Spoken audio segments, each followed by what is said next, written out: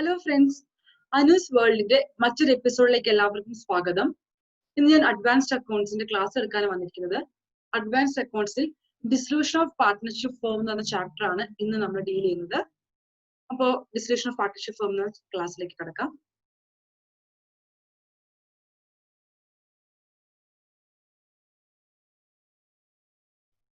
Dissolution of partnership ഫേമില് നമുക്ക് main ആയിട്ട് 4 കാര്യങ്ങളാണ് പഠിക്കാനുള്ളത്.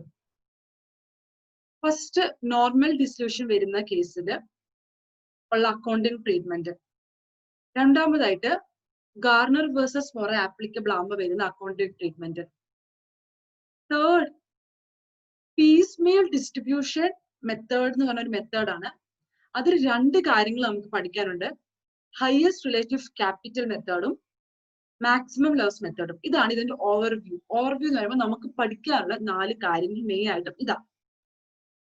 അപ്പൊ ഇന്നത്തെ എന്റെ ക്ലാസ് നോർമൽ ഡിസൊല്യൂഷൻ ആപ്ലിക്കബിൾ ആകുമ്പോൾ ഉള്ള അക്കൗണ്ടിങ് ട്രീറ്റ്മെന്റ് ആണ്. ഫസ്റ്റ് നമുക്ക് ഡിസൊല്യൂഷൻ എന്താണ്, സർക്കംസ്റ്റൻസസ് വിച്ച് ലീഡ്സ് ടു ഡിസൊല്യൂഷനും മനസ്സിലാക്കാം. ഡിസൊല്യൂഷൻ എന്ന് വെച്ചാൽ it's A situation where a firm ceases to exist. ഇനി ഫേം നിലവിൽ ഇല്ല, നിലവിലുണ്ട്. ഒരു ഫേം ഡിസോൾവ് ആകുക എന്ന് പറഞ്ഞാൽ പിന്നെ അങ്ങനെ ഒരു പാർട്ട്ണർഷിപ്പ് ഫേം ഉണ്ടാവില്ല.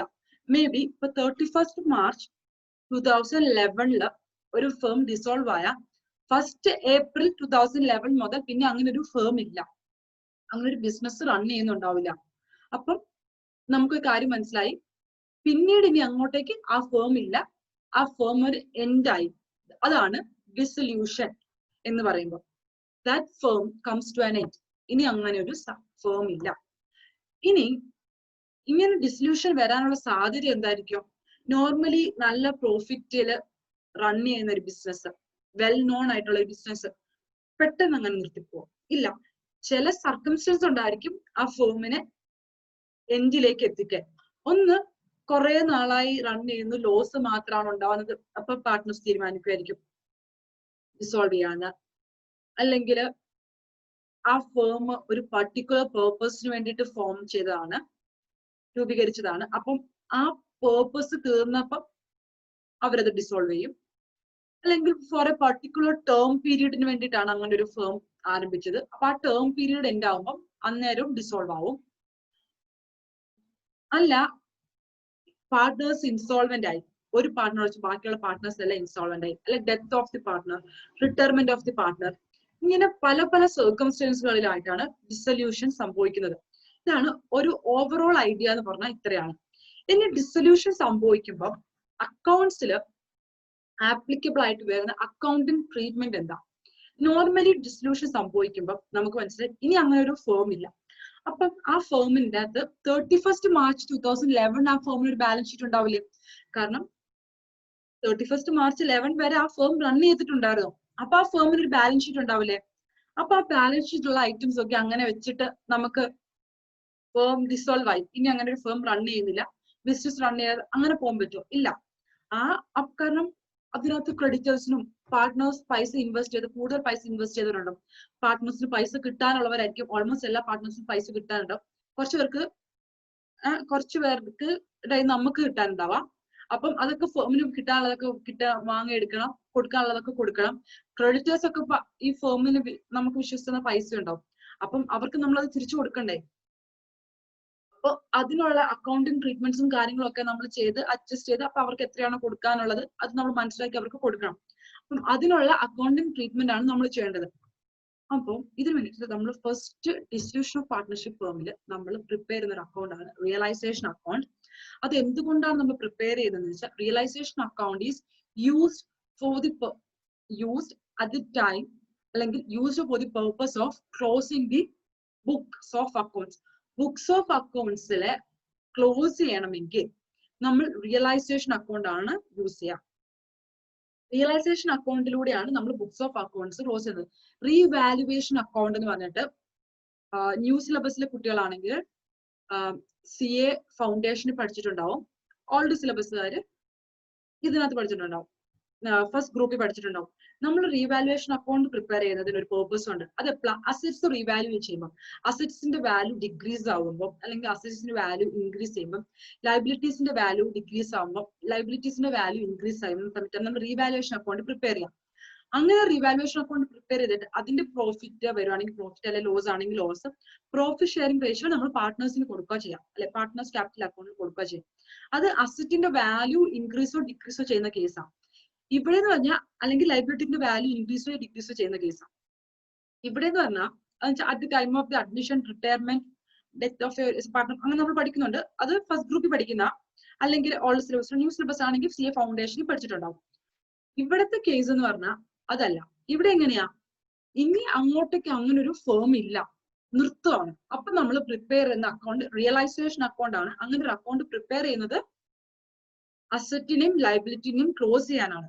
അപ്പൊ നമുക്ക് മനസ്സിലായി, ബാലൻസ് ഷീറ്റിൽ കാണിച്ചിട്ടുള്ള എല്ലാ അസറ്റ്സും എല്ലാ ലൈബിലിറ്റീസും റിയലൈസേഷൻ അക്കൗണ്ടിലേക്ക് നമ്മൾ കൊണ്ടുവരും ക്ലോസ് ചെയ്യാൻ വേണ്ടിയിട്ട്.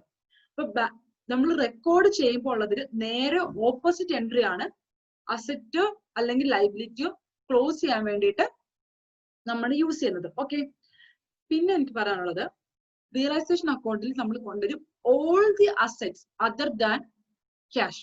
ക്യാഷ് ഒഴിച്ചിട്ട് ബാക്കി എല്ലാ അസറ്റ്സും നമ്മൾ റിയലൈസേഷൻ അക്കൗണ്ടിൽ കൊണ്ടുവരും. അപ്പൊ നമുക്ക് മനസ്സിലായി ക്യാഷ് അക്കൗണ്ട് പ്രിപ്പയർ ചെയ്യണം.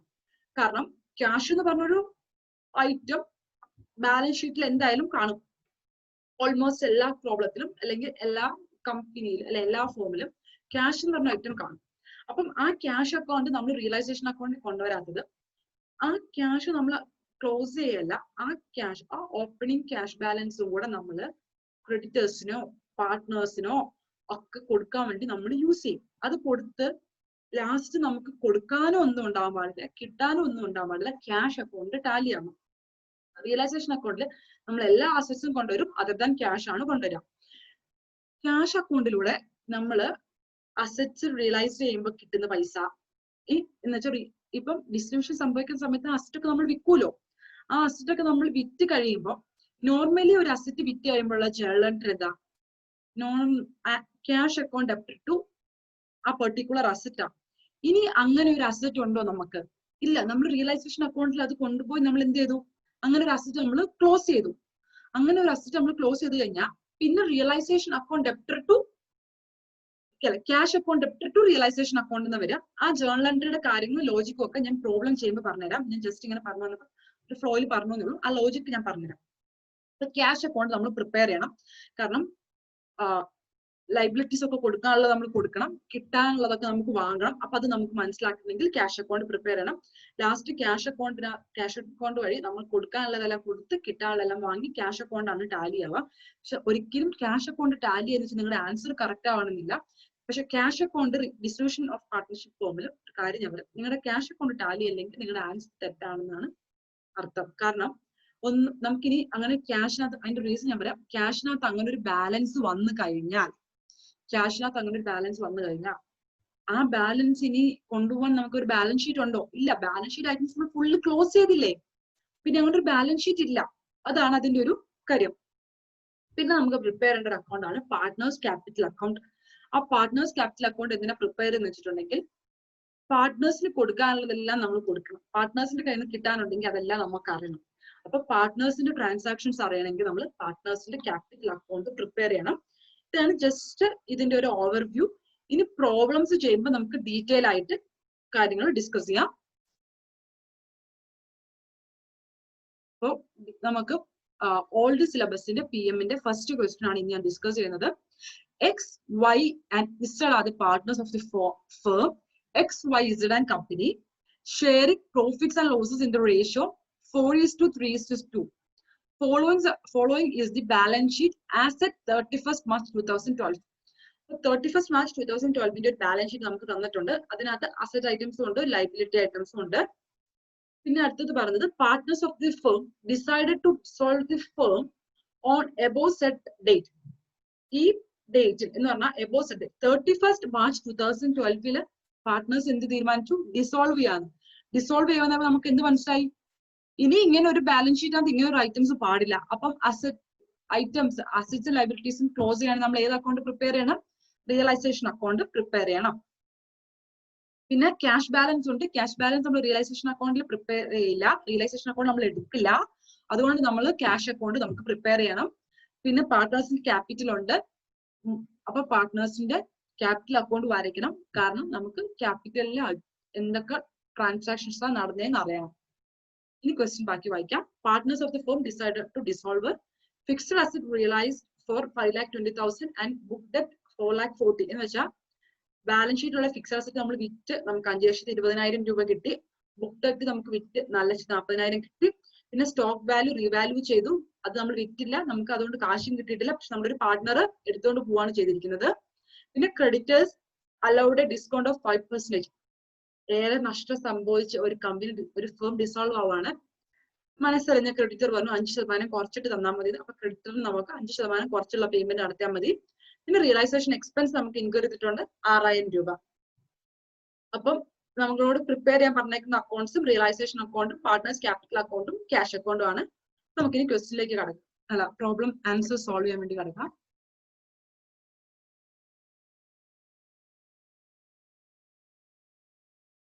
ഞാൻ ക്ലാസ് എടുക്കാനുള്ള എളുപ്പത്തിന് വേണ്ടി ഓൾറെഡി ആൻസർ സോൾവ് ചെയ്ത് വെച്ചിട്ടുണ്ട്. പക്ഷെ എല്ലാ അഡ്ജസ്റ്റ്മെന്റും ഞാൻ വളരെ ക്ലിയർ ആയിട്ട് എക്സ്പ്ലെയിൻ ചെയ്ത് തരുന്നതായിരിക്കും. അപ്പൊ ഫസ്റ്റ് നമുക്ക് എന്തായിരിക്കും ചെയ്യേണ്ടത്, റിയലൈസേഷൻ അക്കൗണ്ട് വരയ്ക്കണം. സൈമിൾട്ടേനിയസ്ലി ചെയ്ത് പോകുന്നതായിരിക്കും നല്ലത്. നിങ്ങൾ ക്വസ്റ്റ്യൻ ചെയ്യുമ്പോൾ റിയലൈസേഷൻ അക്കൗണ്ടും പാർട്ട്നേഴ്സ് ക്യാപിറ്റൽ അക്കൗണ്ടും ക്യാഷ് അക്കൗണ്ടും വരയ്ക്കുക. എന്നിട്ട് ഒരുമിച്ച് എവിടെയൊക്കെയാണോ അഡ്ജസ്റ്റ്മെന്റ് ആപ്ലിക്കബിൾ ആയിട്ട് അത് നമുക്ക് ഫില്ല് ചെയ്യേണ്ടത് അവിടെയൊക്കെ അപ്പൊ തന്നെ ചെയ്ത് പോവുകയാണെങ്കിൽ ഒരുപാട് ടൈമും സേവ് ചെയ്യാം. പിന്നെ ഒന്നും മിസ്സായി പോയിട്ടില്ല നമുക്ക് ഉറപ്പും വരുത്താം. ഫസ്റ്റ് നമ്മൾ എന്താ ചെയ്യേണ്ടതെന്ന് വെച്ചാൽ ഏറ്റവും ആദ്യം ചെയ്യേണ്ടത് റിയലൈസേഷൻ അക്കൗണ്ടിലേക്ക് ബാലൻസ് ഷീറ്റ് ഉള്ള എല്ലാ ഐറ്റംസും ക്ലോസ് ചെയ്യാൻ വേണ്ടിയിട്ട് എഴുതുക. അതേപോലെ ബാലൻസ് ഷീറ്റ് ഉള്ള എല്ലാ ഐറ്റംസും എടുത്ത് എഴുതുക. ബാലൻസ് ഷീറ്റ് ഫസ്റ്റ് വട്ടപൂജ ആക്കാം. ബാലൻസ് ഷീറ്റിനകത്ത് ഒരു ഐറ്റം പോലും ഉണ്ടാവാൻ പാടില്ല. അതാണ് ഫസ്റ്റ് നമ്മൾ ചെയ്യേണ്ട കാര്യം. ഫസ്റ്റ് നമ്മളപ്പം റിയലൈസേഷൻ അക്കൗണ്ട് വരച്ചു, പാർട്ട്നേഴ്സ് ക്യാപിറ്റൽ അക്കൗണ്ടും ക്യാഷ് അക്കൗണ്ടും ഒരുമിച്ച് വരയ്ക്കുക. എന്നിട്ട് ക്വസ്റ്റ്യനകത്ത് നോക്കുക. ക്വസ്റ്റ്യനകത്ത് fixed asset 5 lakh, stock in trade 3 lakh, sundry debtors 5 lakh. Dissolve ചെയ്യാന്ന് പറയുമ്പോൾ നമ്മൾ റിയലൈസേഷൻ അക്കൗണ്ട് വരയ്ക്കണം. അപ്പൊ റിയലൈസേഷൻ അക്കൗണ്ടിലേക്ക് ഈ 3 അസറ്റും നമ്മൾ എന്ത് ചെയ്യണം, ട്രാൻസ്ഫർ ചെയ്യണം. 3 അസറ്റും ഈ 3 അസറ്റ് നമ്മൾ റിയലൈസേഷൻ അക്കൗണ്ടിലേക്ക് കൊണ്ടുവരണം. റിയലൈസേഷനിലേക്ക് കൊണ്ടുപോകണം. ഒരു അസറ്റ് റെക്കോർഡ് ചെയ്യുമ്പോഴുള്ള ജേർണൽ എൻട്രി എന്താ, asset account debtor to cash, അല്ലെങ്കിൽ അസറ്റ് അക്കൗണ്ട് ഡെറ്റർ ടു ഏതെങ്കിലും ക്രെഡിറ്റിന്റെ നമ്മൾ വാങ്ങുന്നെങ്കിൽ അയാളുടെ പേര് ടു അബ്ദുള്ള, അങ്ങനെ ടു ആരാണ് നമ്മൾ വാങ്ങുന്നത് അവര്, ടു സാനി ആരുടെ നമ്മൾ വാങ്ങുന്നത് അവരുടെ പേര് നമ്മൾ റെക്കോർഡ് ചെയ്യും. അങ്ങനെയാണല്ലോ ജേർണൽ എൻട്രി. ഇവിടെ നമ്മളിപ്പോ എന്താ ചെയ്യുന്നത്, അസറ്റ് ക്ലോസ് ചെയ്യണം. അപ്പം അസറ്റ് അക്കൗണ്ട് ഡെറ്റർ ടു എന്നുള്ളത് മാറ്റി നമ്മൾ asset account debtor to cash അങ്ങനെയാണ് നമ്മൾ റെക്കോർഡ് ചെയ്യുന്നത്. അസറ്റ് റെക്കോർഡ് വാങ്ങുമ്പം അപ്പം ഇനി അസറ്റിനെ ക്ലോസ് ചെയ്യാൻ നമ്മൾ എന്ത് ചെയ്യണം, realisation account debtor to fixed asset. അതെന്തുകൊണ്ട് നമ്മൾ റിയലൈസേഷൻ അക്കൗണ്ട് കൊടുക്കാൻ കാരണം, അസറ്റ് ക്ലോസ് ചെയ്യുമ്പോൾ ഏത് അക്കൗണ്ടിലേക്ക് ട്രാൻസ്ഫർ ചെയ്യാൻ നമ്മൾ പറഞ്ഞ റിയലൈസേഷൻ അക്കൗണ്ടിലേക്ക്. അപ്പൊ അസറ്റിന് ഡെബിറ്റ് ഉള്ള അസറ്റ് നമ്മൾ ക്ലോസ് ചെയ്യാൻ നമ്മൾ എന്ത് ചെയ്യും, ക്രെഡിറ്റ് ചെയ്യും. അപ്പം asset account debtor to realisation account debtor to asset എന്നുള്ളത് നമ്മൾ ചെയ്യും. അപ്പം realisation account debtor to fixed asset to stock in trade to sundry debtors. Okay,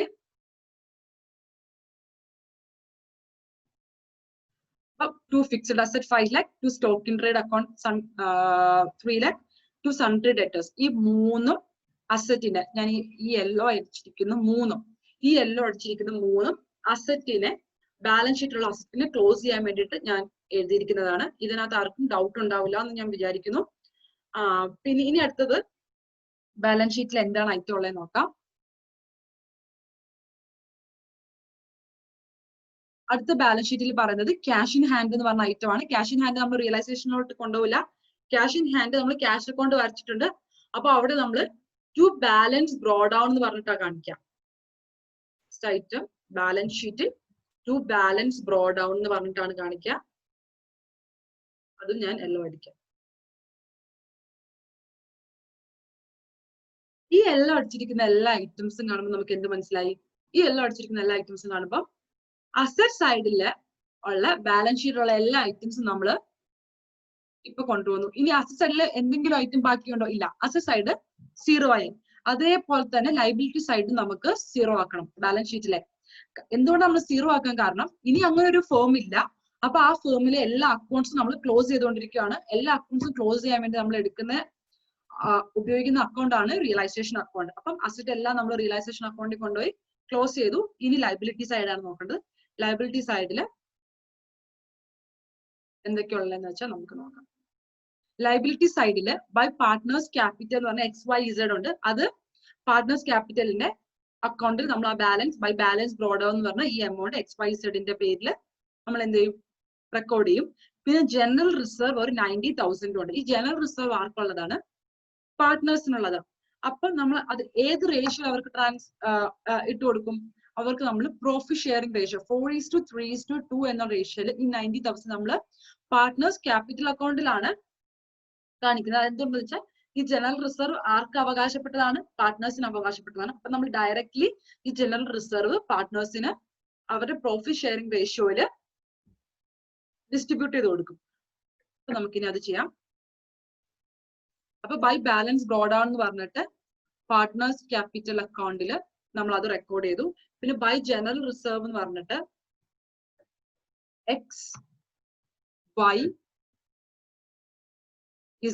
XYZ equal to 90,000 into 4 divided by 9.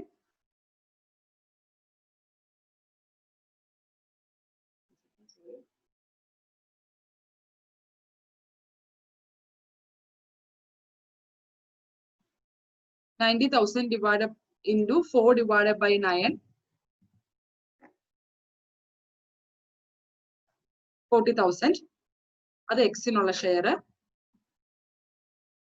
അതേപോലെ തന്നെ നമ്മൾ എക്സിന് നമ്മൾ ഡിസ്ട്രിബ്യൂട്ട് ചെയ്ത് കൊടുത്ത പോലെ തന്നെ വൈക്കും ഇസഡിന് നമ്മൾ ഡിസ്ട്രിബ്യൂട്ട് ചെയ്ത് കൊടുക്കും. അപ്പൊ നമ്മൾ എങ്ങനെ വൈക്കും ഇസഡിന് നമ്മൾ ഡിസ്ട്രിബ്യൂട്ട് ചെയ്ത് കൊടുക്കാം? 90,000 into ഇസഡിന്റെ അല്ല വൈയുടെ എത്ര എന്ന് പറഞ്ഞേ? 3. 4:3:2 അല്ലേ പ്രോഫിറ്റ് ഷെയറിംഗ് റേഷ്യോ. അപ്പൊ 3 divided by 9.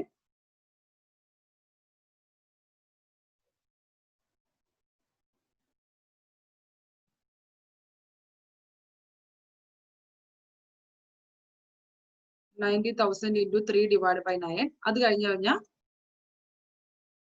90,000 into 2 divided by 9.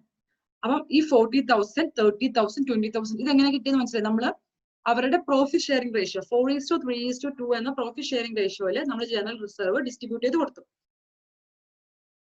ഇനി ബാലൻസ് ഷീറ്റിൽ ഒരു ഐറ്റവും കൂടി ഉണ്ട്, സൺട്രി ക്രെഡിറ്റ്. സൺട്രി ക്രെഡിറ്റ് ഒരു ലൈബിലിറ്റി ആണ്. അതുകൊണ്ട് തന്നെ സൺട്രി ക്രെഡിറ്റ് ഒരു ലൈബിലിറ്റി ആണ്.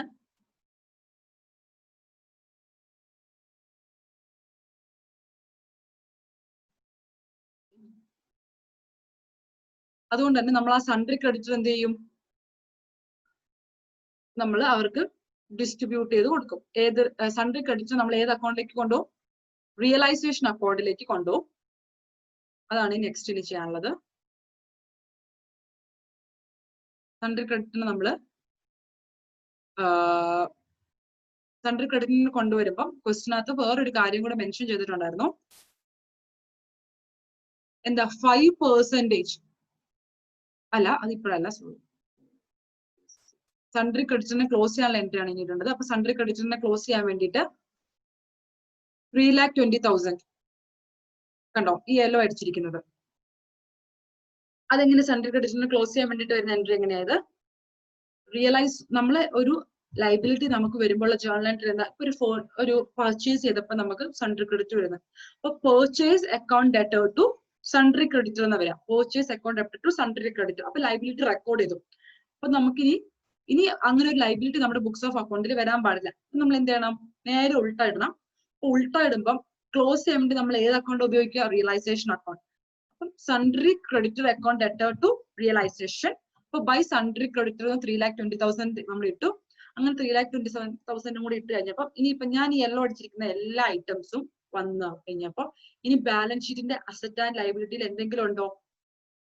ഈ സൈഡിൽ ഈ fixed asset stock in sundry debtor cash അക്കൗണ്ടിൽ ബൈ ബാലൻസ് ബോർഡ് ഓൺ 10,000 ഇട്ട് കഴിഞ്ഞാൽ ലൈഫ് അസറ്റ് അക്കൗണ്ട് നില്ലായി, ബാലൻസ് ഷീറ്റിലെ അസറ്റ് നില്ലായി.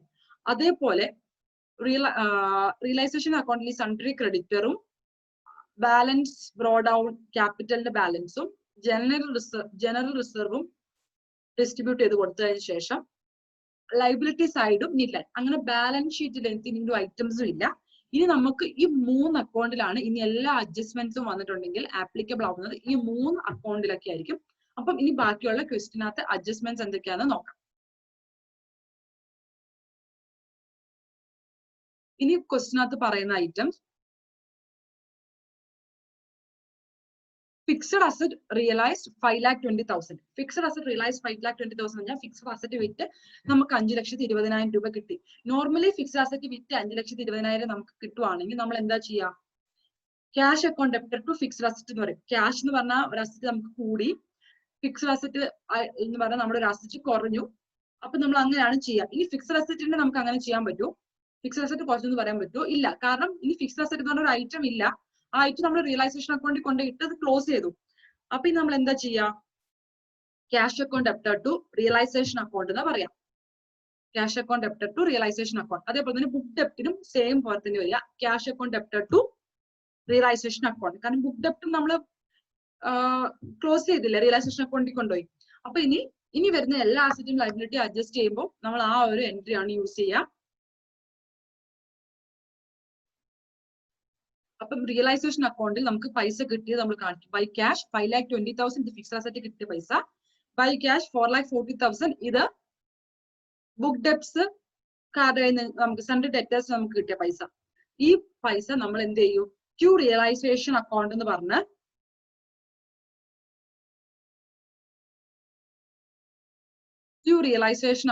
പറഞ്ഞ് ഈ 2 കിട്ടിയ പൈസ നമ്മൾ റെക്കോർഡ് ചെയ്യും. അപ്പൊ അതാ പറഞ്ഞ സൈമിൾട്ടേനിയസ് പ്രോസസ് ആയിട്ട് ചെയ്യാം. ബൈ ക്യാഷ് എന്ന് പറഞ്ഞ റിയലൈസേഷൻ അക്കൗണ്ടിൽ ഇട്ട് അതേ സമയം തന്നെ ടു റിയലൈസേഷൻ എന്ന് പറഞ്ഞിട്ട് ക്യാഷ് അക്കൗണ്ടിൽ നമ്മൾ റെക്കോർഡ് ചെയ്യാം. അപ്പൊ നമുക്ക് എൻട്രീസ് മിസ് ചെയ്യുന്ന ആ പ്രോബ്ലം ഒഴിവായി കിട്ടും. അങ്ങനെ നമ്മൾ ക്യാഷ് അക്കൗണ്ട് അങ്ങനത്തെ ഇത് രണ്ടും നമ്മൾ റെക്കോർഡ് ചെയ്യും. ഇനി ക്വസ്റ്റ്യൻ നോക്കാം. അടുത്തത് ഇനി പറയുന്നത് ക്വസ്റ്റ്യനകത്ത് stock were valued at 2,50,000 which was taken by one of partner. Y എന്ന് പറഞ്ഞ ഒരു പാർട്ട്ണർ 2,50,000 രൂപ കൊണ്ടുപോയി എന്ന് പറഞ്ഞു. ഇപ്പൊ 2,50,000 രൂപയുടെ സ്റ്റോക്ക് കൊണ്ടുപോയി എന്ന് പറയുന്നത്. അപ്പം ഇനി നോർമൽ കേസിൽ അങ്ങനെ ആവുമ്പോൾ നമ്മൾ എന്താ ചെയ്യാ?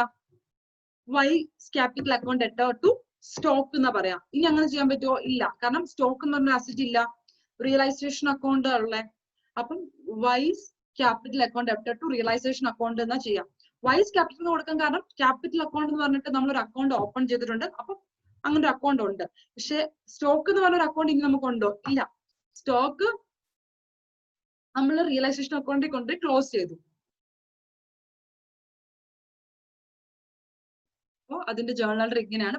വൈസ് ക്യാപിറ്റൽ എന്ന് പറഞ്ഞ് വൈ കൊണ്ടുപോയി 2,50,000 അസറ്റ് കൊണ്ടുപോയി. ആ അസറ്റ് വൈ നമുക്ക് ആ അസറ്റിന്റെ പൈസ വൈ നമുക്ക് തരണം. അതുകൊണ്ട് നമ്മൾ വൈയുടെ ക്യാപിറ്റൽ അക്കൗണ്ടിൽ ടു റിയലൈസേഷൻ അക്കൗണ്ട് എന്ന് പറഞ്ഞ് 2,50,000 കാണിച്ചു. അപ്പൊ വൈക്ക് ഇനി നമ്മള് 3,30,000 രൂപ വൈക്ക് നമ്മൾ കൊടുക്കണമെങ്കിലും 2,50,000 എന്ന് പറഞ്ഞ അസറ്റ് വൈ എടുത്തുകൊണ്ട് പോയതുകൊണ്ട് അത് കുറച്ചിട്ടുള്ള ബാക്കി പൈസയെ നമ്മൾ എന്ത് ചെയ്യുള്ളൂ? വൈക്ക് കൊടുക്കുള്ളൂ. അതുകൊണ്ട് ടു റിയലൈസേഷൻ അക്കൗണ്ട് എന്ന് പറഞ്ഞ് 2,50,000 കൊടുത്തു. ഇനി സൺട്രി ക്രെഡിറ്റർ ആണ്. സൺട്രി ക്രെഡിറ്റർ 3,20,000 ആണ് ഉള്ളത്. 5% ഞാൻ പറഞ്ഞു നല്ല മനസ്സുള്ള ഒരു സൺട്രി ക്രെഡിറ്റർ ആയതുകൊണ്ട് 5% കുറച്ച് തന്നാൽ മതി നമ്മളോട് പറഞ്ഞു. അപ്പം ഇനി എത്രയാ കൊടുക്കേണ്ടത് സൺട്രി ക്രെഡിറ്റർക്ക്? 3,20,000 ആണ്. Is equal to 3,20,000 into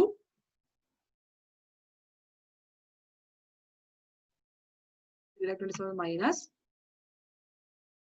3,20,000 into 5%.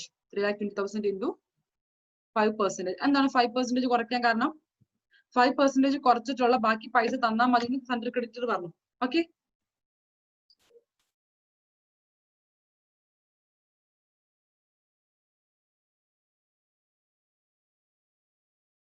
3,04,000.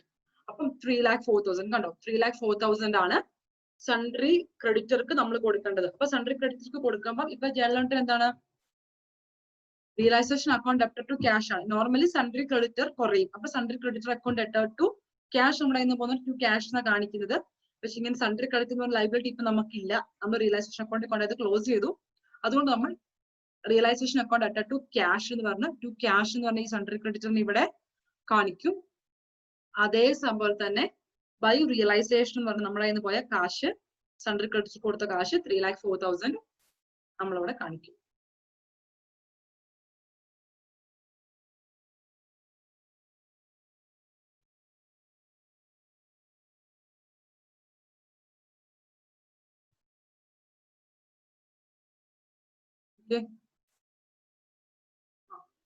ഇനി അടുത്തത് റിയലൈസേഷൻ എക്സ്പെൻസ്. നമ്മൾ നേരത്തെ ക്വസ്റ്റ്യൻ വായിച്ചിരുന്നു 6,000. അപ്പൊ റിയലൈസേഷൻ എക്സ്പെൻസ് ഇൻക്വയറി ചെയ്യുമ്പോൾ realisation account debtor to cash. ഇപ്പൊ ടു ക്യാഷ് എന്ന് പറഞ്ഞാൽ നമ്മുടെ കയ്യിൽ നിന്ന് കാശ് പോയ എക്സ്പെൻസിന് പോയ പൈസ നമ്മൾ ഇവിടെ ടു ക്യാഷ് എന്ന് പറഞ്ഞ് ഇവിടെ കാണിച്ചു. ഇതേപോലെ ബൈ റിയലൈസേഷൻ എക്സ്പെൻസ് ആണ് 6,000 സൈമൾട്ടേനിയസ്ലി കാണിക്കുക.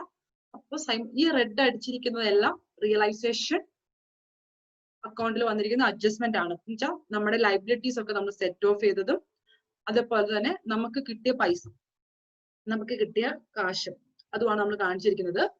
ഇനി ഞാൻ പറഞ്ഞു റിയലൈസേഷൻ അക്കൗണ്ട് വരച്ച് കഴിയുമ്പോൾ നമുക്ക് എന്ത് കിട്ടും? റീവാലുവേഷൻ അക്കൗണ്ട് വരച്ച് കഴിയുമ്പോൾ നമുക്ക് റീവാലുവേഷൻ പ്രോഫിറ്റ് കിട്ടൂലേ, അല്ലെ ലോസ് കിട്ടൂലേ?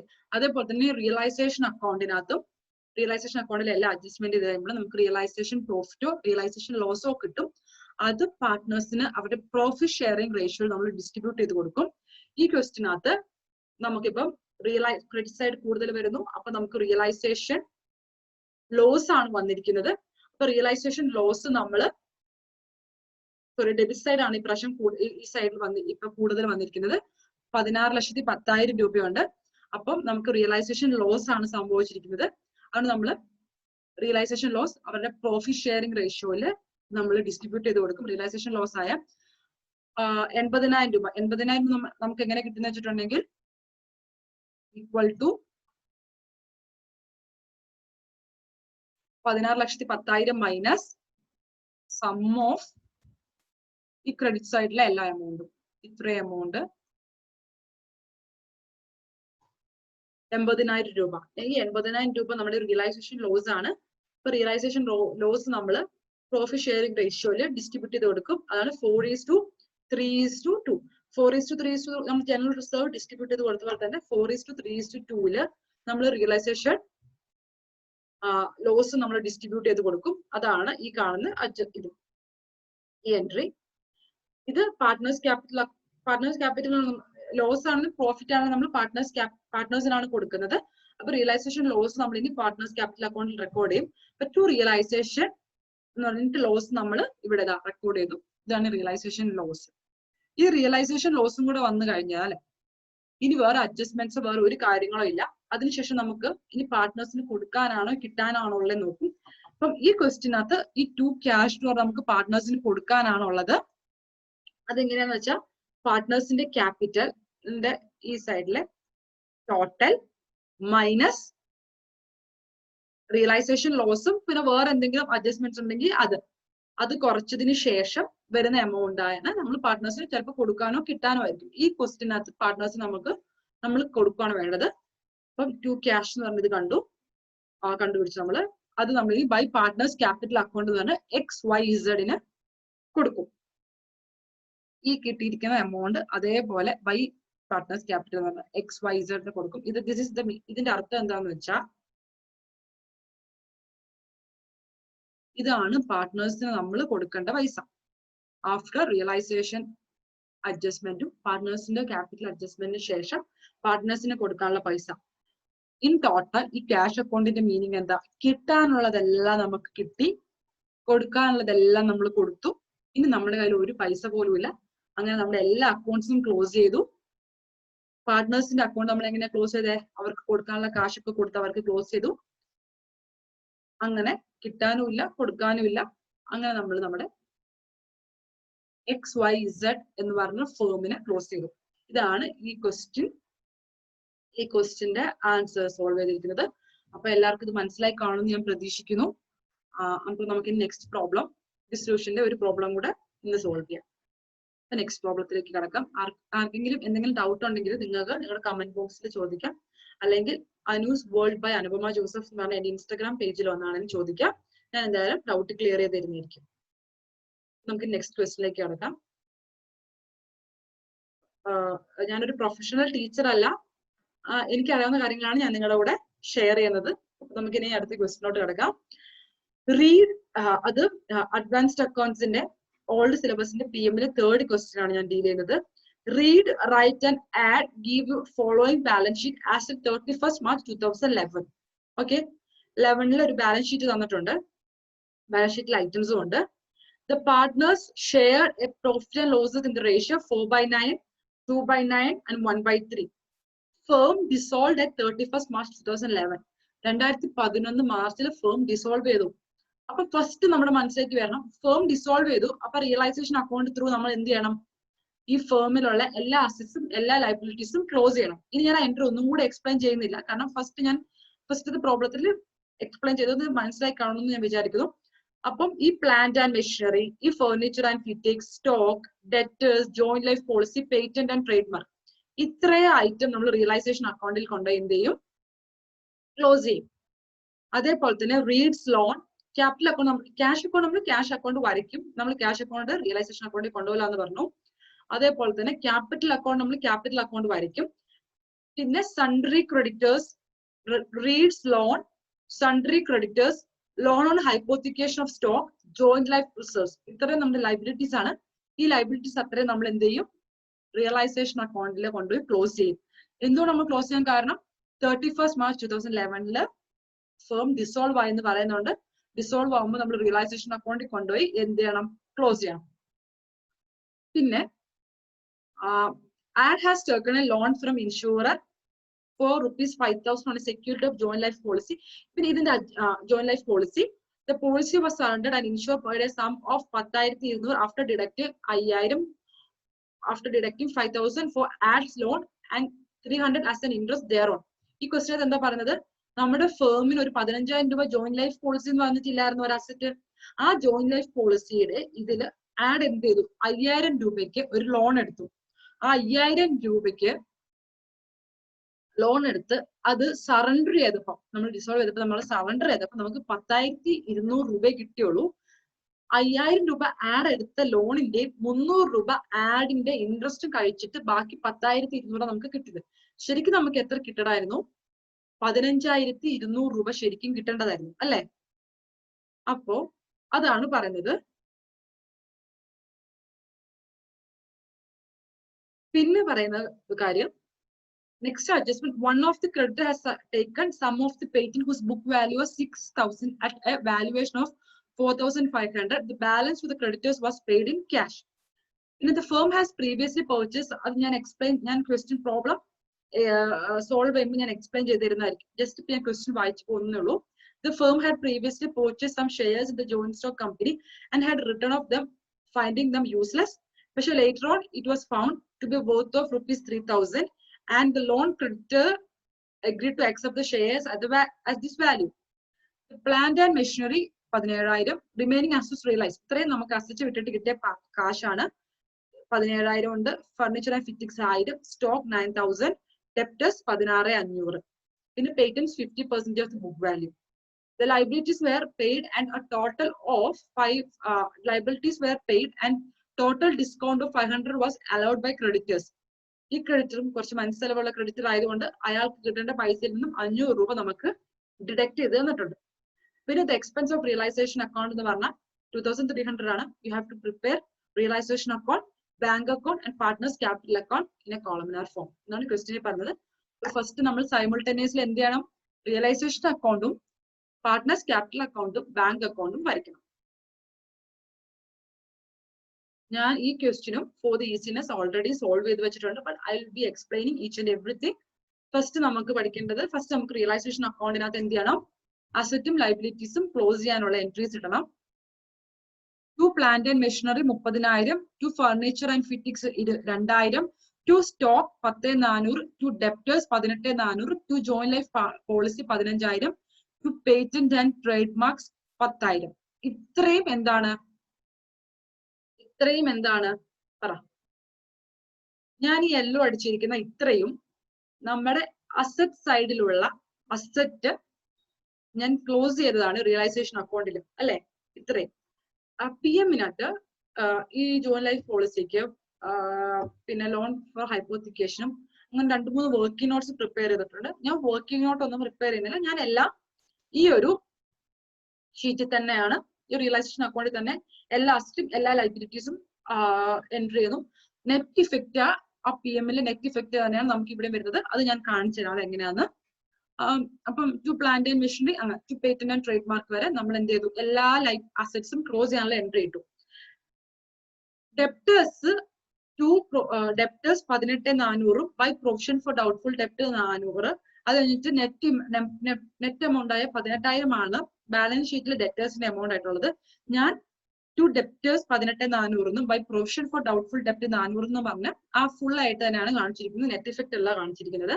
പിന്നെ ബാലൻസ് ഷീറ്റിൽ ഉണ്ടായിരുന്ന ബാക്കി ലൈബിലിറ്റീസ് എന്തൊക്കെയാണെന്ന് നമുക്കൊന്നും കൂടെ നോക്കാം.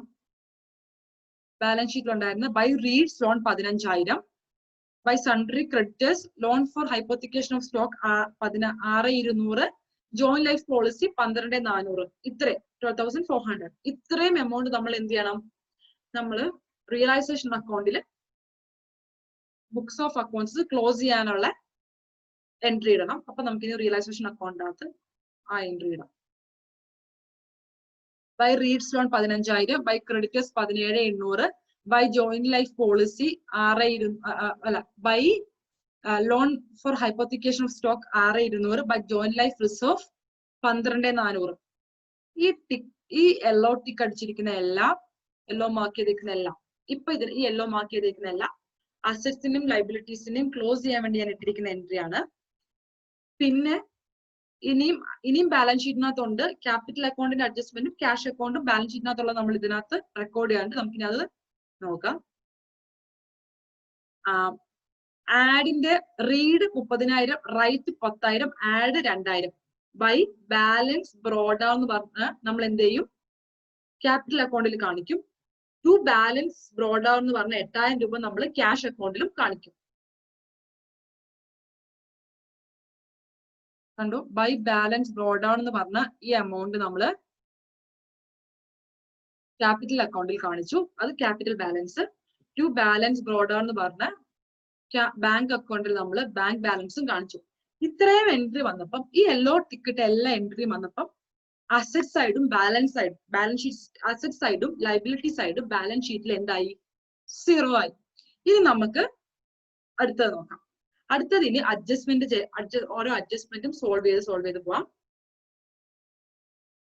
അടുത്ത അഡ്ജസ്റ്റ്മെന്റ്, ഫസ്റ്റത്തെ അഡ്ജസ്റ്റ്മെന്റ് എന്താ, add has taken A loan from insurer.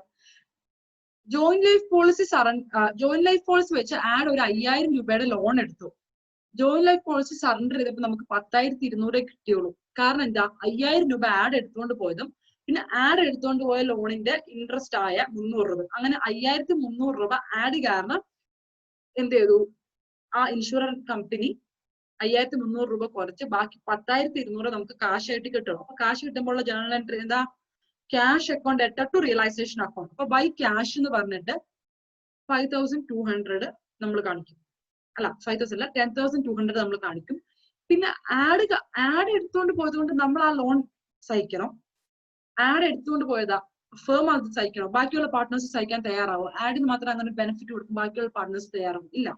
അപ്പൊ അത് നമ്മൾ എന്ത് ചെയ്യും, ആഡിന്റെ നമ്മൾ റീഎംബേഴ്സ് ചെയ്യും. അപ്പം എങ്ങനെ ജേണൽ എൻട്രി വരും, A's capital account to realisation എന്ന് വരും.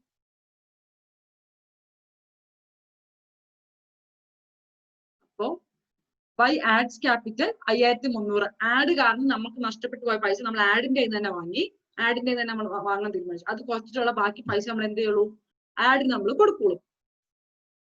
അതുകൊണ്ട് ആഡ്സ് ക്യാപിറ്റൽ എന്ന് പറഞ്ഞ ആ എമൗണ്ട് കാണിച്ചു. ബൈ ബാങ്ക് എന്ന് പറഞ്ഞിട്ട് ജോയിന്റ് ലൈഫ് പോളിസി നമുക്ക് കിട്ടിയത് 10,200 സറണ്ടർ ചെയ്ത് അവർ നമുക്ക് തന്നല്ലോ. ആ 10,200 നമ്മൾ എന്ത് ചെയ്തു, ആ 10,200 നമ്മൾ റെക്കോർഡ് ചെയ്തു. അപ്പം സൈമിൾട്ടേനിയസ് എൻട്രി നടത്തുക. ടു റിയലൈസേഷൻ 5,300 ആഡിന്റെ നമ്മൾ വാങ്ങാൻ ഉദ്ദേശിക്കുന്നത്. പിന്നെ ടു റിയലൈസേഷൻ JLP 10,200 നമുക്ക് കിട്ടിയത്. JLP നമുക്ക് കിട്ടിയ പൈസ 10,200 നമുക്ക് കിട്ടിയ പൈസ നമ്മൾ റെക്കോർഡ് ചെയ്തു. ഇനി നമുക്ക് നെക്സ്റ്റ് എന്താ ചെയ്യേണ്ടത്? അടുത്തത് എൻട്രി നോക്കാം. അടുത്ത അഡ്ജസ്റ്റ്മെന്റ് എന്താ നോക്കാം.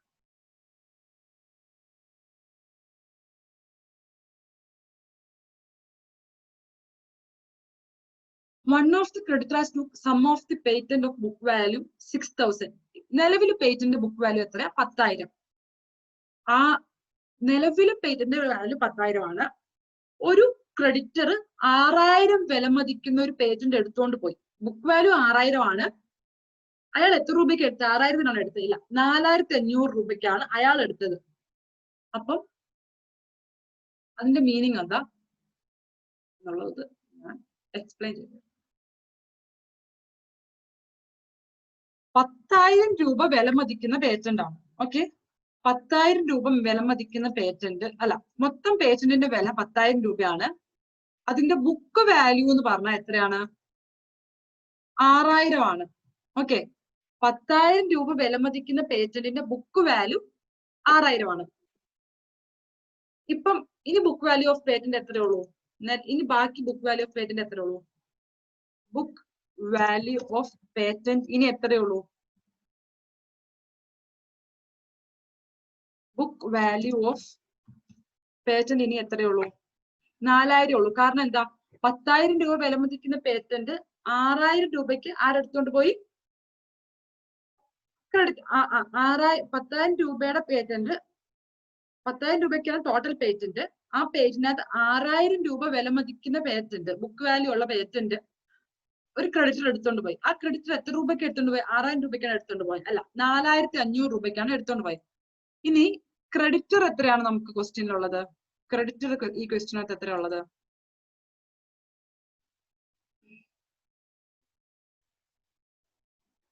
ഈ ക്വസ്റ്റ്യനകത്ത് ക്രെഡിറ്റർ വന്നിട്ട് 17,800 ഉണ്ട്. ഓക്കെ, 17,800 ഉള്ള ക്രെഡിറ്റർ, 17,800 ഉള്ള ക്രെഡിറ്റർ എന്ത് ചെയ്തു? 4,500 രൂപയുടെ പേറ്റന്റ് എടുത്തുകൊണ്ട് പോയി. ഓക്കെ, 17,800 രൂപ ടോട്ടൽ ക്രെഡിറ്റർ, അയാള് 4,500 രൂപയ്ക്കുള്ള 4,500 രൂപ കൺസിഡർ ചെയ്തു. 4,500 അല്ല ആ പേറ്റന്റ് ബുക്ക് വാല്യൂ. ആ പേറ്റന്റ് ബുക്ക് വാല്യൂ വന്നിട്ട് 6,000 ആണ്. പക്ഷെ ക്രെഡിറ്റർ എന്ത് ചെയ്തു? 6,000 രൂപ ബുക്ക് വാല്യൂ 6,000 തന്നെ അയാൾ കണ്ടില്ല, കുറച്ച് പൈസ കുറച്ച് 4,500 രൂപയാണ് അയാൾ അതിന് വില മതിക്കുന്നുള്ളൂ. 4,500 രൂപയ്ക്ക് അയാൾ എടുത്തു. അപ്പൊ നമുക്ക് ഈ ക്രെഡിറ്റർക്ക് 13,300 ആണ് കൊടുക്കേണ്ടത്. പക്ഷെ നമ്മൾ ക്വസ്റ്റിനകത്ത് ഒരു അഡ്ജസ്റ്റ്മെന്റ് വായിച്ചിരുന്നു. വിശാല മനസ്സുള്ള ക്രെഡിറ്റർ ഒരു 500 രൂപ, ഞാൻ കാണിച്ചുതരാം, ഒരു 500 രൂപ നമുക്ക് ഡിസ്കൗണ്ട് വന്നിട്ടുണ്ട്. അതാണ് the liabilities were paid and a total discount of 500 was allowed by creditor. അപ്പം ആ ക്രെഡിറ്റർ നമുക്ക് അലോ ചെയ്തെന്ന 500 കൂടെ കുറച്ചിട്ടുള്ള ബാക്കി എമൗണ്ട് ആണ് നമ്മൾ എന്ത് ചെയ്യുന്നുള്ളൂ? ക്രെഡിറ്റർക്ക് പേയ്മെന്റ് നടത്തുന്നുള്ളൂ. അങ്ങനെ 12,800 ആണ് നമ്മൾ എന്ത് ചെയ്യുന്നത്? ക്രെഡിറ്റർക്ക് കൊടുക്കുന്ന പൈസ. കണ്ടോ, ടു ബാങ്ക് എന്ന് പറഞ്ഞ ക്രെഡിറ്റർക്ക് നമ്മൾ 12,800 ആണ് കൊടുക്കുന്നത്. ആ ക്രെഡിറ്റർക്ക് എങ്ങനെ 12,800 കൊടുത്തത് മനസ്സിലായല്ലോ? മൊത്തം 17,800 ക്രെഡിറ്റർക്ക് കൊടുക്കണമായിരുന്നു. അതിനകത്ത് 4,500 രൂപയ്ക്ക് അയാള് പേറ്റന്റ് എടുത്തുകൊണ്ട് പോയി. 4,500 രൂപയുടെ പേറ്റന്റും കഴിഞ്ഞ് പിന്നെ 500 രൂപ ഒരു ഡിസ്കൗണ്ടും തന്നു. അങ്ങനെ 12,800 ആണ് നമ്മൾ ക്രെഡിറ്റർക്ക് കൊടുക്കുന്നത്. ഇനി അടുത്ത അഡ്ജസ്റ്റ്മെന്റ് എന്താ നോക്കാം. അങ്ങനെ ക്രെഡിറ്ററിന് നമ്മൾ പൈസ കൊടുത്ത് പറഞ്ഞു. അടുത്തത് ഇനി എന്താ? അടുത്തത്, a firm has previously purchased some of the shares in a joint stock company. ഒരു ജോയിന്റ് സ്റ്റോക്ക് കമ്പനിയില് കുറച്ച് ഷെയർസ് ഫേം ഓൾറെഡി പർച്ചേസ് ചെയ്തിട്ടുണ്ടായിരുന്നു. പക്ഷെ അതിന് പ്രത്യേകിച്ച് മൂല്യമൊന്നും ഫേം കാണാത്തത് കൊണ്ട് യൂസ്ലെസ് ആണെന്ന് തോന്നുന്നത് റൈറ്റ് ഓഫ് ചെയ്തു. Had written off them as finding them useless ആയതുകൊണ്ട് റൈറ്റ് ഓഫ് ചെയ്ത് കളഞ്ഞിരുന്നു. പക്ഷെ പിന്നീട് അതിനൊരു മൂല്യം വന്നു 3,000 രൂപ. The share was found now worth to 3,000. എന്നിട്ട് എന്ത് ചെയ്തു? നമ്മുടെ ക്രെഡിറ്റേഴ്സ് ഒക്കെ നമ്മുടെ ഫേം ഇങ്ങനെ നഷ്ടത്തിൽ പോയി ഡിസോൾവ് ആവുന്ന ഫേം ആയതുകൊണ്ട് കുറച്ച് മനസ്സലിവുള്ള എല്ലാ നല്ല മനുഷ്യരായ ക്രെഡിറ്റർ ആണ്.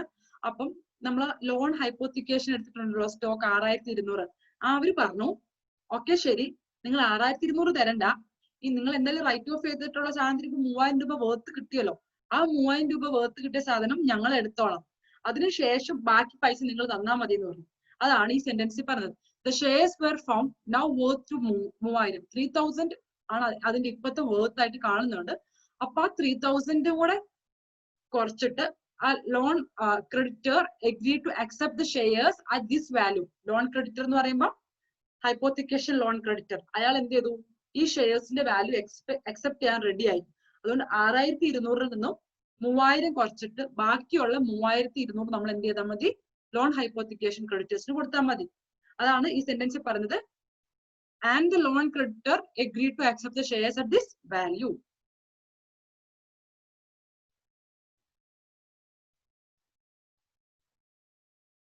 To bank loan 3200. അതെങ്ങനെ വന്നെന്ന് മനസ്സിലായല്ലോ. ക്വസ്റ്റിനകത്ത് ക്രെഡിറ്റേഴ്സിന്റെ വാല്യൂ എത്രയാണ്, 6020. ഇവിടെ ഞാൻ എഴുതിയിട്ടുണ്ട് ബൈ ലോൺ ബൈ ഹൈപ്പോത്തിക്കേഷൻ, കണ്ടോ 6200.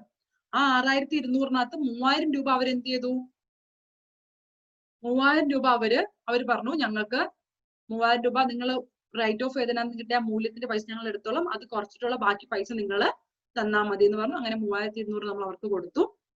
Simultaneous entry ഇടണമായിരുന്നു.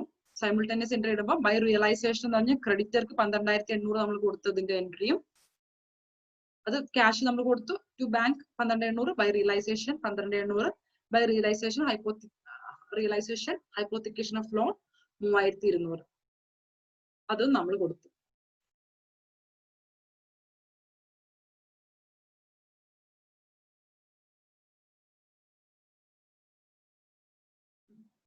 അത് കഴിഞ്ഞ ഇനി അടുത്തുള്ളത്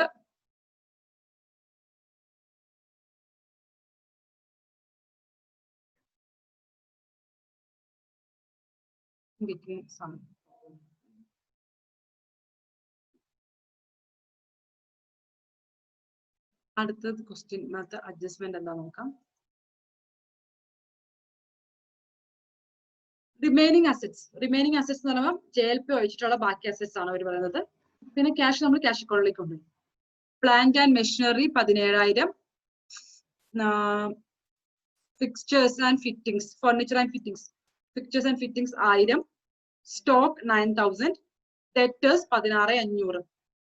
ഈ അസറ്റ്സ്, അതേപോലെ തന്നെ പേറ്റന്റ് 50% ഓഫ് ബുക്ക് വാല്യൂ. ഇതാണ് നമ്മൾ റിയലൈസ് ചെയ്തിട്ട് നമുക്ക് ബൈ ബാങ്ക് എന്ന് പറഞ്ഞ് കിട്ടിയിരിക്കുന്ന എമൗണ്ട്. ബൈ ബാങ്ക് എന്ന് പറഞ്ഞ് ഞാൻ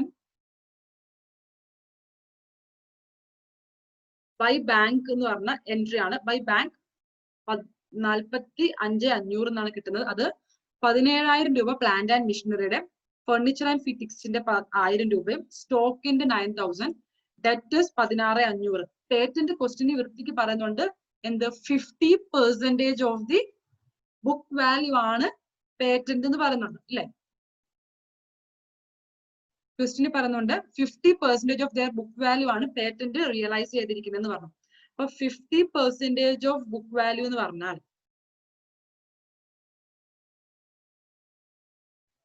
50% ഓഫ് ബുക്ക് വാല്യൂ എന്ന് പറഞ്ഞാൽ നിലവിൽ പേറ്റന്റിന് ബുക്ക് വാല്യൂ എത്ര, 4000. ആ 4000 എങ്ങനെ കിട്ടിയ, 10000 രൂപ മൂല്യമുള്ള ബുക്ക് വാല്യൂ, 10000 രൂപയായിരുന്നു നമ്മുടെ ബുക്ക് വാല്യൂ ആയിട്ട് ഉണ്ടായിരുന്നത് പേറ്റന്റ്. അതിനകത്ത് 6000 രൂപ വില മതിക്കുന്ന പേറ്റന്റ് ആണ് 4500-ന് ക്രെഡിറ്റേഴ്സ് എടുത്തത്.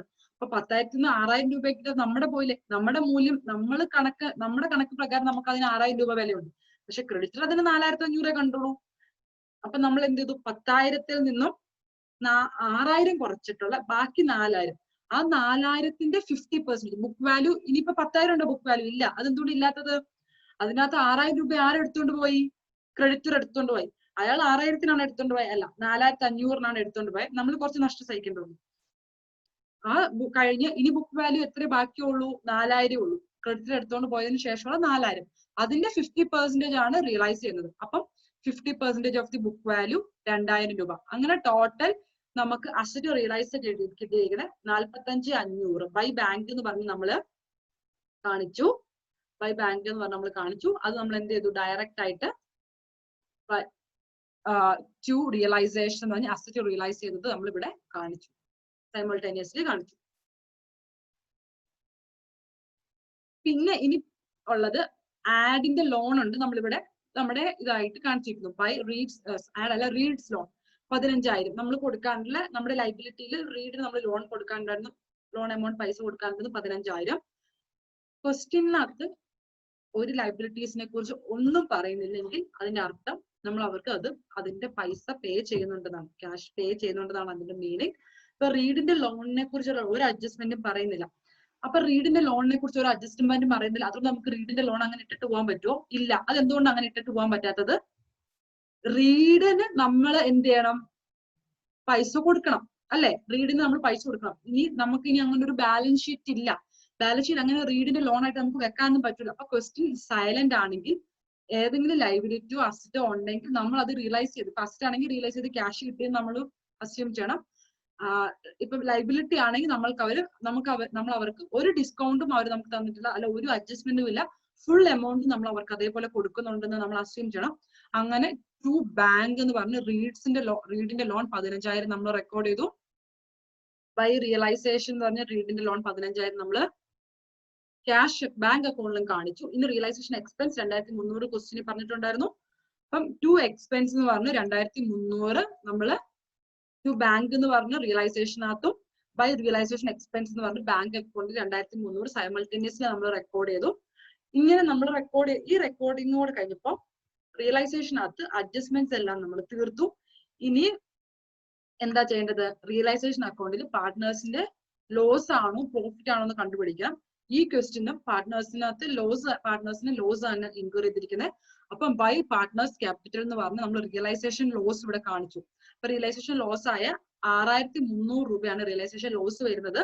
ആ റിയലൈസേഷൻ ലോസ് നേരത്തെ ക്വസ്റ്റ്യൻ അത് നന്നായി എക്സ്പ്ലെയിൻ ചെയ്തുകൊണ്ടാണ് ഞാനിപ്പോ ഇവിടെ അധികം ലെങ്തി ആയിട്ട് വെറുതെ പറഞ്ഞ കാര്യങ്ങൾ കുറെ റിപ്പീറ്റ് ചെയ്യണ്ടല്ലോ എന്ന് വിചാരിച്ചിട്ടാണ്. അപ്പൊ റിയലൈസേഷൻ ലോസ് ആയ നമ്മൾ എന്ത് ചെയ്തു? റിയലൈസേഷൻ ലോസ് ഇവിടെ ഏത് പ്രോഫിറ്റ് ഷെയറിംഗ് റേഷ്യോ ആണ്? 4/9, 2/9, 1/3 എന്ന പ്രോഫിറ്റ് ഷെയറിംഗ് റേഷ്യോയിൽ നമ്മൾ റിയലൈസേഷൻ ലോസ് ഡിസ്ട്രിബ്യൂട്ട് ചെയ്തു. എന്നിട്ട് ആ realisation loss to realisation account എന്ന് പറഞ്ഞിട്ട് പാർട്ട്നേഴ്സ് ക്യാപിറ്റൽ അക്കൗണ്ടിൽ കാണിച്ചു. ഇതും കൂടെ കഴിഞ്ഞു കഴിഞ്ഞാൽ ഇനി എന്താ നമ്മൾ ചെയ്യേണ്ടത്? ഇനി പാർട്ട്നേഴ്സിന് പൈസ കൊടുക്കാനുണ്ടോ കിട്ടാനുണ്ടോ എന്ന് മനസ്സിലാക്കുകയാണ് ചെയ്യേണ്ടത് അല്ലെ? ഇവിടെ ആഡ് നമുക്ക് പൈസ ഇങ്ങോട്ട് തരണം. അപ്പൊ ബൈ ബാങ്ക് എന്ന് പറഞ്ഞാൽ നമുക്ക് ആഡിന്റെ കയ്യിൽ പൈസ ഇങ്ങനെ ഇങ്ങോട്ട് കിട്ടാൻ ചെയ്യണം. കാരണം 2,000 രൂപയേ ഉള്ളൂ ആഡിന്റെ ക്യാപിറ്റല് ബാലൻസ്. പക്ഷെ 5,300 രൂപ ആഡ് നമ്മുടെ ജോയിന്റ് ലൈഫ് പോളിസി വെച്ചിട്ട് എടുത്തോണ്ട് പോയ ലോണിന്റെ പൈസയും റിയലൈസേഷൻ ലോസും ആര് സഹിക്കണം? ആഡ് സഹിക്കണം. അപ്പം അത് രണ്ടും ആഡ് നമുക്ക് തരാനുള്ളതാണ്. അപ്പം ബൈ ബാങ്ക് എന്ന് പറഞ്ഞ ആഡിന്റെ ക്യാപിറ്റലിൽ കുറച്ചിട്ടുള്ള എമൗണ്ട് ബൈ ബാങ്ക് എന്ന് പറഞ്ഞ ആഡ് നമുക്ക് ഇങ്ങോട്ടേക്ക് പൈസ തരണം. അപ്പം ടു ആഡ്സ് ക്യാപിറ്റൽ എന്ന് പറഞ്ഞ് നമുക്ക് കിട്ടാനുള്ള പൈസ 5,400 രൂപ നമ്മളിവിടെ റെക്കോർഡ് ചെയ്തു. ബാക്കി 2 പാർട്ട്നേഴ്സിനും നമ്മളെ പൈസ അങ്ങോട്ട് കൊടുക്കാം. ഇപ്പൊ ടു ബാങ്ക് എന്ന് പറഞ്ഞ് അവർ തരാനുള്ള പൈസ നമ്മൾ റെക്കോർഡ് ചെയ്തു. അത് ബൈ റൈറ്റ്സ് ക്യാപിറ്റൽ എന്ന് പറഞ്ഞ് നമ്മൾ ബാങ്ക് അക്കൗണ്ടിൽ അതും റെക്കോർഡ് ചെയ്തു. അങ്ങനെ റെക്കോർഡ് ചെയ്ത് കഴിഞ്ഞപ്പം ഇത് നമുക്ക് കിട്ടാനുള്ള പൈസകൾ, ഈ കിട്ടാനുള്ള പൈസകൾ ഫുള്ള് നമ്മൾക്ക് കിട്ടി. കൊടുക്കാനുള്ള പൈസകൾ ഫുള്ള് നമ്മൾ കൊടുത്തു. കിട്ടാനുള്ളതെല്ലാം കിട്ടി, കൊടുക്കാനുള്ളതെല്ലാം കൊടുത്തു. സന്തോഷം, സമാധാനം ഒന്നും ഇല്ല. ഓക്കെ. ഇനി എനിക്കൊരു കാര്യം പറയാനുള്ളത്, ഞാൻ നേരത്തെ പറയാൻ വിട്ടുപോയതാണ്. ജോയിന്റ് ലൈഫ് പോളിസിയുടെ കുറെ ക്വസ്റ്റിനകത്ത് നമ്മൾ നെറ്റ് ഇഫക്റ്റ് ആണ് ഇവിടെ കാണിച്ചിരിക്കുന്നത്. നെറ്റ് ഇഫക്റ്റ് അല്ല, നമ്മൾ ഫുൾ എൻട്രി കാണിച്ചിരിക്കുന്നത്, നെറ്റ് ഇഫക്റ്റ് അല്ല കാണിച്ചിരിക്കുന്നത്. ജോയിന്റ് ലൈഫ് പോളിസിയുടെ ഒരു കാര്യം ഞാൻ കാണിച്ചുതരാം. ജോയിന്റ് ലൈഫ് പോളിസിയിൽ നമ്മൾ എന്താ ചെയ്തത്? 15,000 രൂപ അസറ്റ് നമ്മൾ ക്ലോസ് ചെയ്യുന്ന എൻട്രി ഇവിടെ കാണിച്ചു. പി എമ്മിൽ അങ്ങനെ ഒരു എൻട്രി ഇല്ല. പി എമ്മിൽ 12,900 എന്ന് പറഞ്ഞ ഒരു ഒറ്റ എമൗണ്ടാണ് കാണിച്ചിരിക്കുന്നത്. പക്ഷെ നമ്മൾ ഇവിടെ റെക്കോർഡ് ചെയ്തിരിക്കുന്ന ഈ റിയലൈസേഷൻ അക്കൗണ്ടിൽ ഈ 2 സൈഡിൽ റെക്കോർഡ് ചെയ്തതിന്റെ കൂടെ എഫക്ട് നോക്കിക്കഴിഞ്ഞാൽ ആ എമൗണ്ട് ആയിരിക്കും നമുക്ക് കിട്ടുന്നത്. അത് എങ്ങനെയാന്ന് ഞാൻ പറഞ്ഞുതരാം. ഈ സൈഡിലുള്ള എല്ലാ ഐറ്റംസും, ജോയിന്റ് ലൈഫ് പോളിസി റിലേറ്റ് ചെയ്തിട്ടുള്ള എല്ലാ ഐറ്റംസും ഈ സൈഡിൽ കാണിച്ചിരിക്കുന്നത് നമുക്ക് കൂട്ടാം. By joint life policy reserve 12,400. Okay, joint life policy reserves 12,400 plus adds capital, add നമുക്ക് തരാനുള്ള 5,300 plus joint life policy surrender ചെയ്തപ്പോൾ നമുക്ക് കിട്ടിയ 10,200. അതിൽ നിന്നും 15,000 രൂപയാണ് ജോയിന്റ് ലൈഫ് പോളിസി അസറ്റ്. അത് കുറച്ച് കഴിയുമ്പോൾ കിട്ടുന്നത് കണ്ടോ? ഈ 12,900 ഇതാണ് ഈ 12,900 ആണ് നെറ്റ് ഇഫക്റ്റ് ആയിട്ട് ഇവിടെ കാണിച്ചിരിക്കുന്നത്. കണ്ടോ, ജോയിന്റ് ലൈഫ് പോളിസി എന്ന് പറഞ്ഞു, ബൈ ജോയിന്റ് ലൈഫ് പോളിസി എന്ന് പറഞ്ഞു. പക്ഷെ നമ്മൾ അത് എന്ത് ചെയ്തു വെച്ചാൽ ഫുൾ എൻട്രീസും നമ്മൾ അതേപോലെ തന്നെ എഴുതി വർക്കിംഗ് നോട്ടിലല്ല കാണിച്ചിരിക്കുന്ന എല്ലാ അഡ്ജസ്റ്റ്മെന്റ്സും എല്ലാ കാര്യങ്ങളും നമ്മൾ റിയലൈസേഷൻ അക്കൗണ്ടിൽ തന്നെയാണ് കാണിച്ചിരിക്കുന്നത്. പക്ഷെ നെറ്റ് ഇഫക്റ്റിൽ വരുമ്പോൾ നമ്മുടെ ആൻസർ കറക്റ്റ് ആണ്. അപ്പം എല്ലാവർക്കും എന്റെ ക്ലാസ് മനസ്സിലായി കാണാൻ ഞാൻ പ്രതീക്ഷിക്കുന്നു.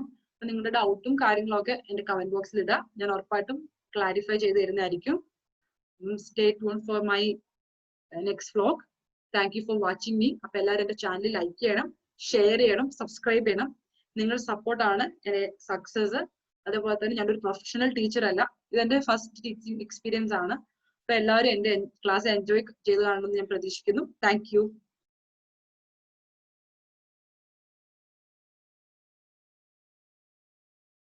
അപ്പം അടുത്തൊരു ദിവസം ഞാൻ വ്ലോഗുമായിട്ട് വരുന്നതായിരിക്കും. അപ്പൊ എല്ലാവരും സ്റ്റേ ട്യൂൺ.